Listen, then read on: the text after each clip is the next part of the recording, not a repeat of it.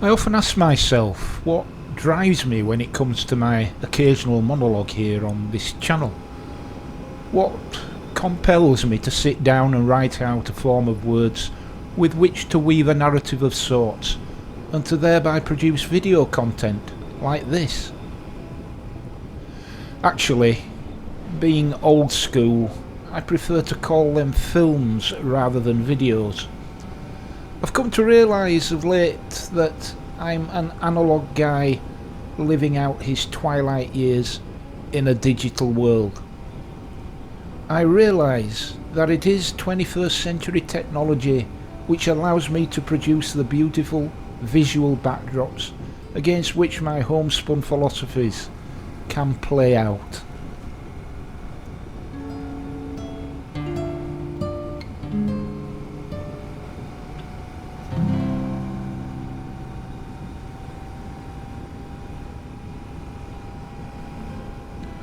But as someone who grew up in a world without the internet, mobile phones, computer games, smart TVs and podcasts, I feel like an imposter as my 20th century brain grapples with the 21st century demands of carving out a space in the crowded online world of content creation, where the vibrancy of youth predominates, whilst the voiced prejudices and conspiracy theories of closed minds are the lingua franca of an older generation.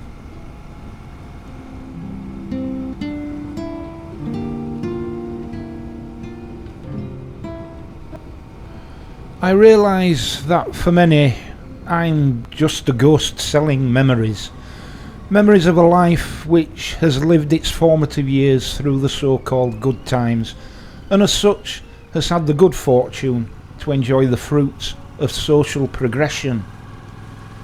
Transitioning as many did in the 70s and early 80s from working to middle class across a relatively short time frame, I was able to own my own home in a good class area by the time I was 24, based upon nothing more than my modest salary as a police constable. Such a thing today is all but impossible.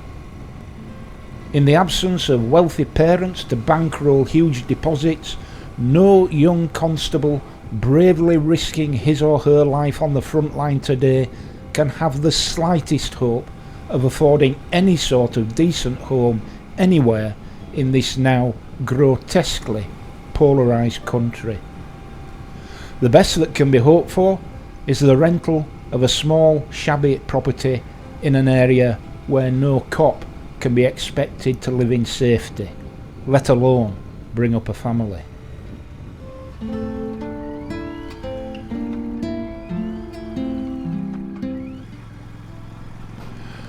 I constantly hear on the media that our homegrown population is not growing sufficiently quickly to service the needs of the state. Providing pensions and public services is expensive, and without a dynamic workforce to produce economic growth, and in so doing providing the state with sufficient funds through taxation, then society will start to crumble. It already is. You may have noticed. So when we live in a world where housing is simply unaffordable for so many young workers, why are we surprised that the population is not growing as much as it needs to? Who the hell wants to start a family without a stable home in which to do so? Add to that the fact that most estimates have us all at an average of 10 to 12 grand a year worse off than we were before the 2008 financial crash, and you can see why we are so down at heel. A failing country with a cowed population stripped of all hope and ambition at the hands of greedy elites both within and without successive governments.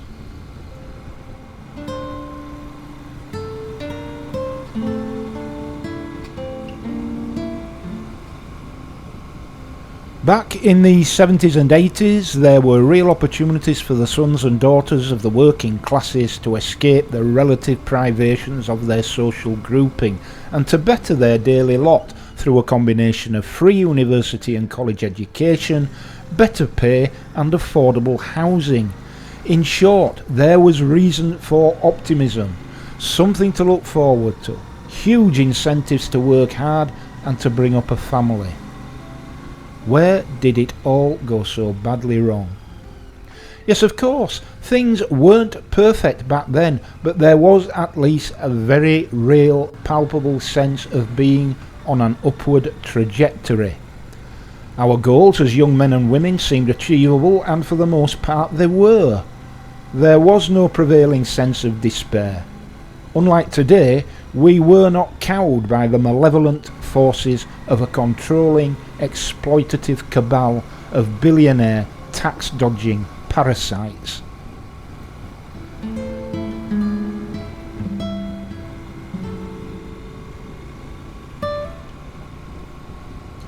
So to return to the initial question I posed to myself, what is the driving force behind what I do? Well, before I attempt to answer that question, allow me to answer another one that I'm often asked, and that is, what did you do growing up into adulthood back in the 1970s and into the 80s? And in answering that question, I hope to give context to my answer to the original one. My upbringing was unremarkable. Unremarkable in a good way, that is. I came late in life to my parents, and my considerably older half-sister and half-brother were already young adults who had more or less flown the nest once I was out of short trousers. We were thoroughly working class. Small terraced house in inner city Bradford. No car, threadbare carpets, rented TV, all par for that particular course. Politically, my parents were working class conservatives, something I find hard to comprehend to this day. Fortunately, and in spite of their frequent right-wing lectures, I learned to think for myself, and that was liberating.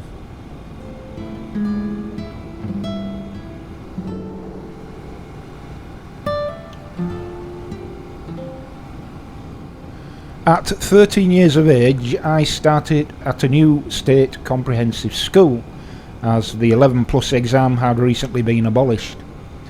I left there in 1980 with a couple of low-grade A-levels and took up a job working in the accounts department of a big bakery called Mother's Pride.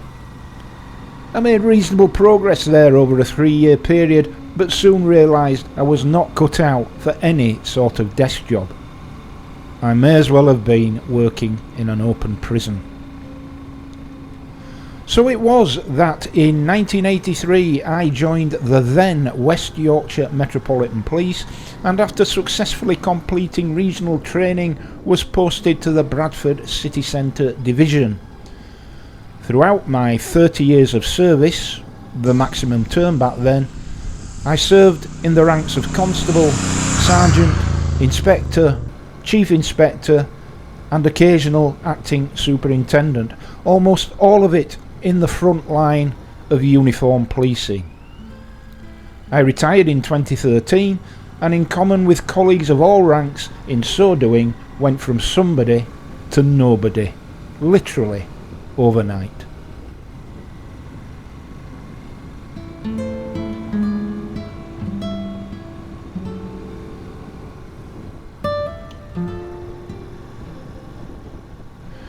You see, the thing about policing, particularly frontline operational policing in a big urban force, is that you see every aspect of human life from the very best to the very worst and all measures in between.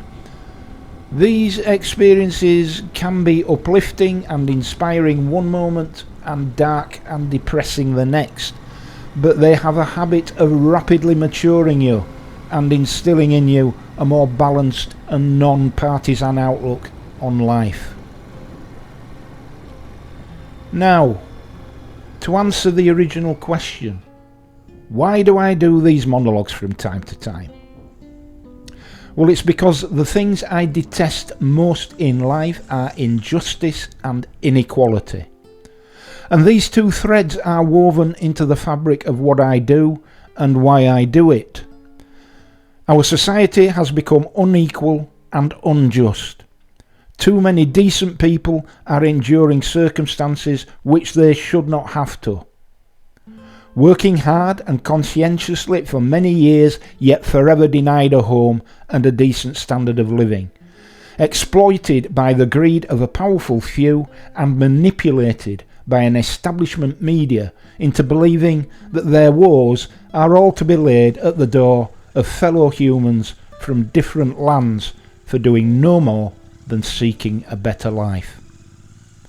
It's about time we realised who the real enemy is.